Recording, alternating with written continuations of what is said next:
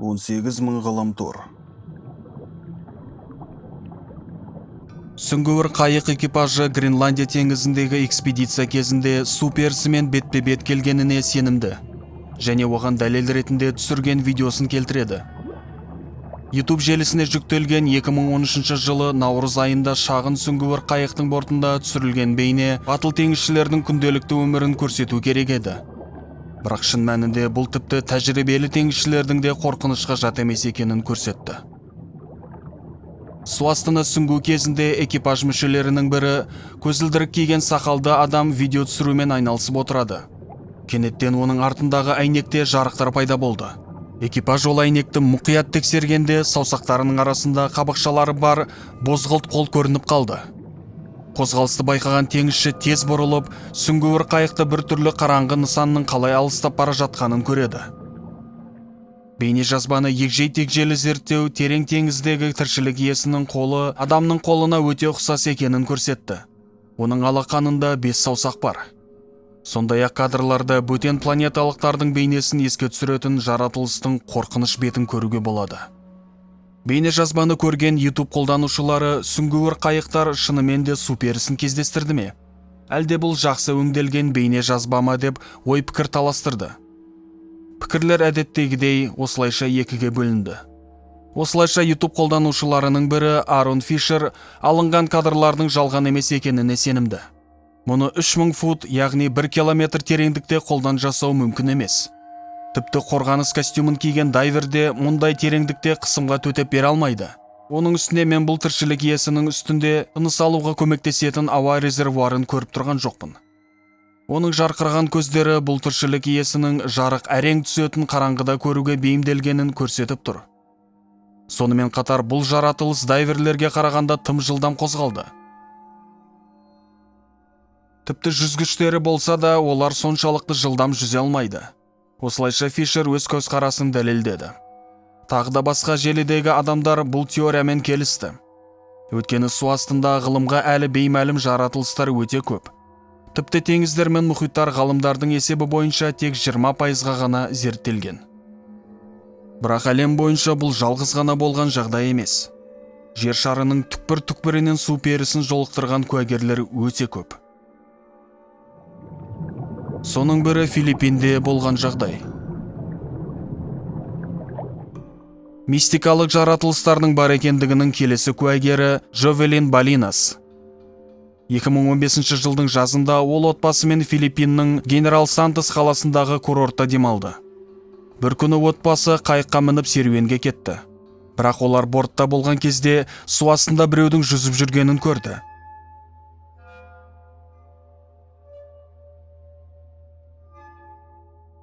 Ұзақ күтпестен Джовелин сол сәтте жылдам телефонын алып, бұл оғаш көріністі түсіріп алды. Онда су перісі судан қысқа уақытқа шығып, содан кейін су астына түсіп жоғалып кетеді. Алдыңғы жағдайдағыдай видео тез арада желіге тарап кетті. Алайда көп ұзамай бейнеде су перісі емес, дугонг бейнеленген деп болжаған сыншылар болды. Бұл жылы суларда өмір сүретін теңіз сүтқоректілерінің өте сирек түрі. Оның ең жақын туысы Стеллер сиыры 18 ғасырда жойылды. Бұл түрдің саны өкінішке орай тез азайып келеді, және ол қызыл кітапқа енгізілген.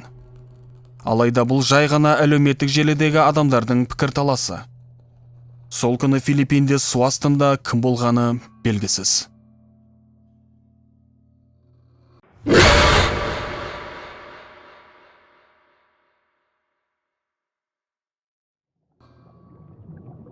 Блюстон ұлттық саябағындағы оқиға.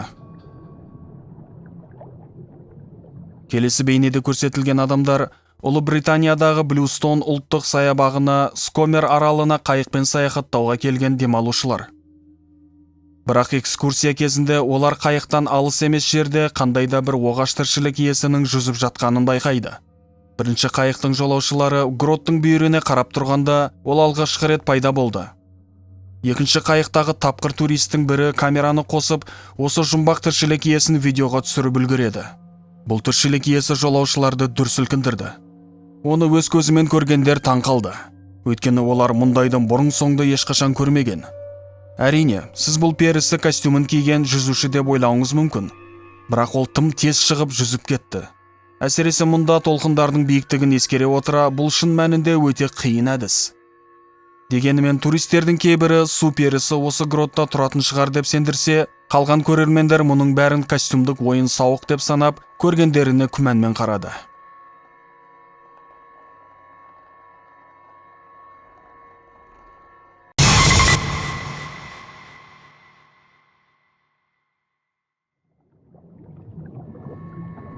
Польшадағы жағдай. 6 жыл бұрын Польша тұрғыны көл жағасына барып, табиғат аясына жақсы уақыт өткізуге үміттенген. Бірақ оның назарын арнайы қорғаныс костюмдерін киген бір топ адамдар аударды. Алдымен олар жаға бойымен жүріп, кейін көлден мәйітті алып шықты. Куәгерді одан бетер таңғалдырғаны, ол мәйіттің аяқтарының орнына балық құйрығы болғаны. Бұл сонда су перісі болды ма? Иә, әбден болуы мүмкін деген сұрақтар ойында туындай бастады. Куәгер 1-2 минуттан кейін ғана есін жинады. Ол телефонын алып, жұмбақ тіршілік иесінің денесін зембілге жатқызып, белгісіз бағытта алып кеткен сәтті түсіріп алған. Кейінірек автор бұл видеоны желіде жариялаған кезде, ол бір оғаш детальды байқағанын қосты. Ол тіршілік иесінің сақалы бар екен. Ал бұл енді мүлдем түсініксіз болып көрінетін нәрсе. Қазір бұл бейне су перілері тақырыбына арналған ең көп тараған интернет бейнелерінің бірі болып саналады. Бірақ жағдай сахналанған болуы мүмкін. Кейіннен белгілі болғандай, бұл жұмбақ көрініс түсірілгеннен кейін бірнеше күн өткен соң Варшавада мәдени фестиваль басталды. Су перісі Варшаваның символы болып табылады. Және мұндай қойылым мен фестиваль қатысушылары мерекеге назар аударғысы келген сияқты. Егер солай болса, онда бұл ойлары сәтті болды. Бірақ сонда да бұл түсініктеме күмән тудырады. Әдетте фестиваль айдалада, көлде ешкім жоқ жерде өтпейді. Мұндай іс-шаралар үлкен ғимаратта көптеген көрермендермен ұйымдастырылады. Ал бұл оқиғада бір топ адамдар жасырын түрде қаладан алыс орман көлдерде судың астында не іздеп жүрді?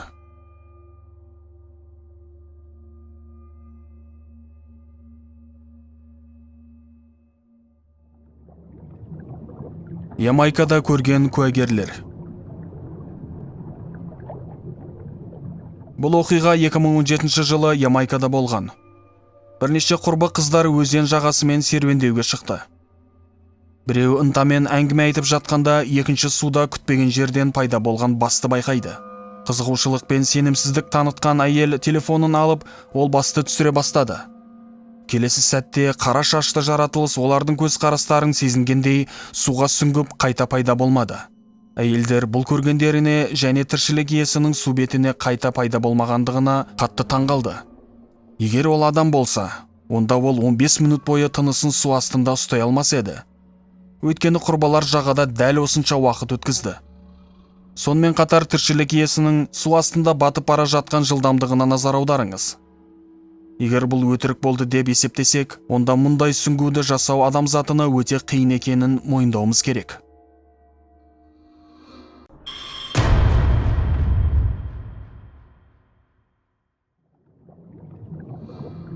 Баренц теңізіндегі хикая. 2006 жылы ұлттық мұхит пен атмосфераны бақылау агенттігінің бір топ ғалымдары мұнай қоймасын тексеру үшін 526 метр тереңдіктегі теңіз бұрғылау станциясын зерттеді. Бірақ зерттеушілер өз жұмыстарымен айналысып жатқанда, кенеттен олардың камерасының алдында балыққа да, ғылымға белгілі басқа тіршілік иелеріне де ұқсамайтын бір түрлі көрініс пайда болды. Оның үстіне басында бұл тіршілік иесі найзаны балыққа лақтырған сияқты. Оны бейнеде сол жақтан көруге болады. Әрине, бұл жұмбақ кездесу ғалымдарды камера объективіне кім түскенін анықтауға үміттеніп, басқа бейнелерді көруге итермеледі. Бірақ олар енді қызықты ештеңе түсірмеді. Нәтижесінде зерттеушілер бұл аң аулау кезінде түсірілген су перісі болуы мүмкін деген қорытындыға келді.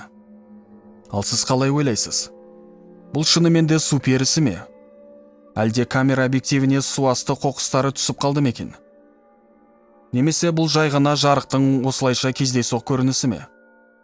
Комментарийде өз ойыңызды жазып кетіңіз. Америка құрама штаттарының жағалауындағы балық аулау торына түскен тіршілік иесі.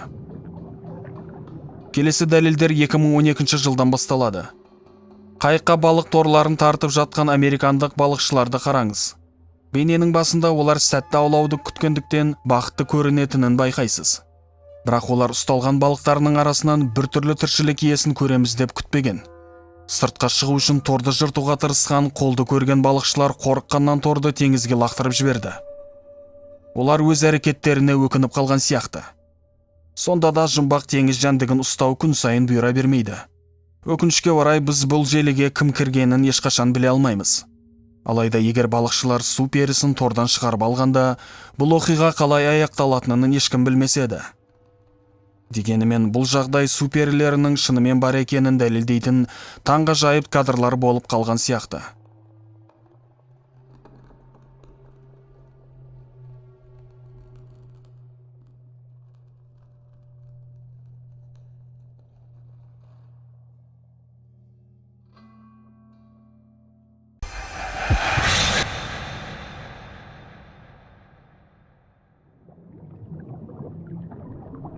Үлкен Тосқауыл рифінде күтпеген кездесу. 2007 жылы дайвер өзінің сұлулығымен және су астындағы тұрғындарының көптігімен әйгілі Ұлы Тосқауыл рифі аймағындағы теңіз түбін зерттеуге шешім қабылдады. Ол осы керемет су асты әлемін мекендейтін балықтар мен маржандарды суретке түсіргісі келіп, 15 метр тереңдікке сүңгіп кетеді. Суға сүңгулерінің бірінде оның үстінен су перісіне ұқсайтын біртүрлі жаратылыс жүзіп өтті. Бұл жартылай әйел, жартылай балық қозғалу жеңілдігіне назар аударыңыз. Ол күтпеген жерден пайда болды.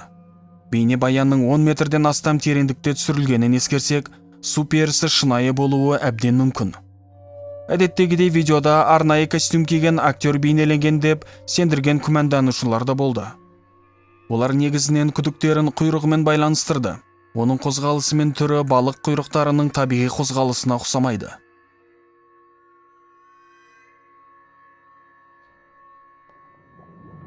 Австралиядағы жағажайда болған оқиға.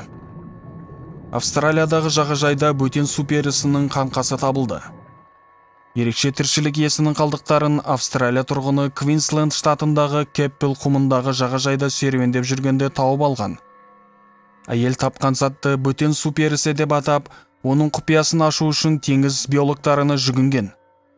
34 жастағы Бобби Ли Оутстың айтуынша, ол жағадан табылған қалдықтарының көбіне адамға ұқсайтынына таңғалды. Сонымен бірге тіршілік иесінің күмбез тәрізді бас сүйегі мен жайылған қабырғалары су перісіне ұқсастық тудырды. Әйелдің айтуы бойынша бұл жаратылыс су перісіне қатты ұқсайды. Оның аяқ жағында құйрығы немесе ұзын мүшесі бар сияқты көрінді. Дегенмен ғалымдардың пікірінше қалдықтар теңіз сүтқоректісіне тиесілі деген болжам жасады. Осылайша Лондон зоологиялық қоғамдағы британдық киттер тобына жататын жаратылыстарды зерттеу бағдарламасының жоба жетекшісі Роб Дейвил табылған тіршілік иесі кішкентай кит тәріздіге ұқсайтынын айтты. Ал Джеймс Кук университетінің профессоры Хелен Марш австралиялық әйел өте сирек кездесетін итбалықтың қалдықтарын тапты деген қорытындыға келді. Бұл қалдықтар кімге тиесілі болды екен? Шынымен де су перісі ме? Әлде ғалымдардың қорытындысы рас па? Немесе ғалымдар зерттеу кезінде бір қателік жіберді ме екен? Папуа Жаңа Гвинеяда табылған жаратылыс. Папуа Жаңа Гвинея жағалауында табылған белгісіз сүтқоректілердің қалдықтары немесе өлі су перісінің денесі ғылыми қауымдастықты таңқалдырды.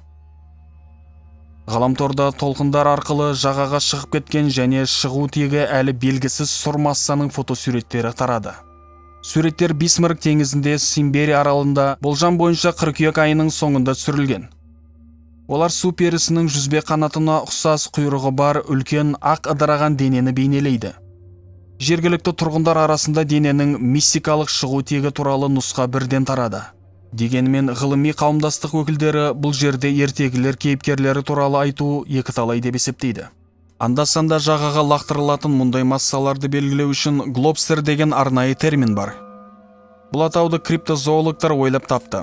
Олар ғылым-сымақтық ағымның ізбасарлары болып саналады. Ол бірден бір мәнді түрде анықтауға болмайтын жануарлардың қалдықтарын білдіреді. Криптозоологиялық қауымдастықтың өкілдері мұндай денелер адамзатқа әлі белгісіз жаратылыстарға тиесілі болуы мүмкін деп санайды. Бұл термин Папуа Жаңа Гвинеяда табылған қалдықтарға да қатысты. Өйткені тіршілік иесінің басы немесе үлкен ет бөліктері жоқ. Оның көлемі мен салмағы туралы да мәлімет жоқ. Өйткені ол жергілікті тұрғындар жерлегенге дейін дұрыс өлшенбеген. Әрине, оған қоса осы себептерден ДНК үлгілерін жинау туралы әңгіме қозғауда мүмкін емес. Алдында айтылғандай, глобстер термині бойынша мұндай табылған түсініксіз жаратылыстар ғылымға және адамзатқа әлі белгісіз болуы мүмкін. Сондықтан бұл су перісі болуы әбден мүмкін бе?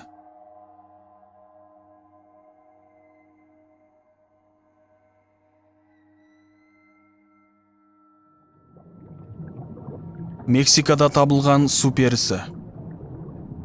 Мексикалық балықшылар таңғаларлық жаңалық ашты.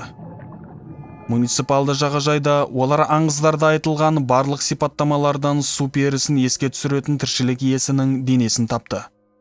Таңертеңгілік балық аулауға барған жергілікті балықшылар не істеу керектігін білмеді. Бірақ не болса да бұл адамзаттың ең маңызды ашқан жаңалықтарының бірі деп санады. Таңертеңгі серфинг кезінде адам денесі мен балық құйрығы бар тіршілік иесі өмір белгілерін көрсетпеді. Біраз уақыт таңғалған адамдар полиция мен дәрігерлерді шақырды. Олар өз кезегінде бұл тіршілік иесін ғалымдарға жеткізді. Осыдан кейін табылған дененің оның орналасқан жері мен жағдайы туралы кез келген түсініктеме алу мүлдем мүмкін емес болып шықты. Баспасөздің кез келген сұрақтарына әскерилердің тек бір қатаң жауабы бар. Мексикада ешкім су перісі немесе басқа жоқ тіршілік иелерін таппаған. Алайда балықшылар мен жағада демалып жатқан адамдар жағаға шыққан су перісінің көптеген фотосуреттерін түсіріп үлгерді. Бір ғажабы, бұл олжа жергілікті халықты таңқалдырмады. Керісінше олар тек аңызда айтылғандай жаратылыстың денесін теңізге қайтармағанына өкінді. Судан шыққан нәрсе судан тыныштық табуы керек деген халық сөзі де бар екен. Жергілікті фольклор су перілері туралы аңыздарға толы, және мұндағы халық олардың бар екеніне еш күмәнданбайды. Керісінше бұл аңыз тіршілік иелері балықшыларды өлімнен бірнеше рет құтқарды деп мәлімдейді. Мексиканың өзінде бір жағынан Кариб теңізіне, екінші жағынан Тынық мұхитына қосылған жер асты өзендері мен терең жер асты көлдерінің тұтас желісі болғандықтан, су перілері су жолдары сияқты бүкіл Мексикада қауіпсіз қозғала алады. Сонымен қатар барлық Кариб теңізінде жергілікті халық су перілерінің болуын сөзсіз факт деп санайды. Және ғалымдар мен әскерилердің қарапайым адамдармен неге шындықты бөліскісі келмейтінін ешкім түсінбейді.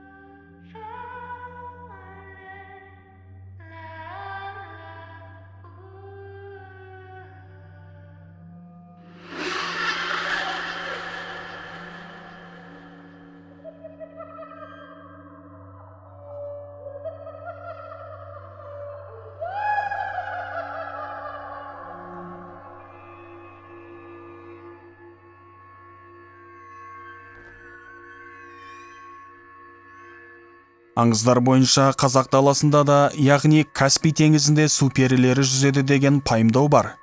Бірақ бұл оқиға туралы каналымда видео жарық көріп қойған. Сілтемесі видеоның соңында немесе бірінші комментарийда болады.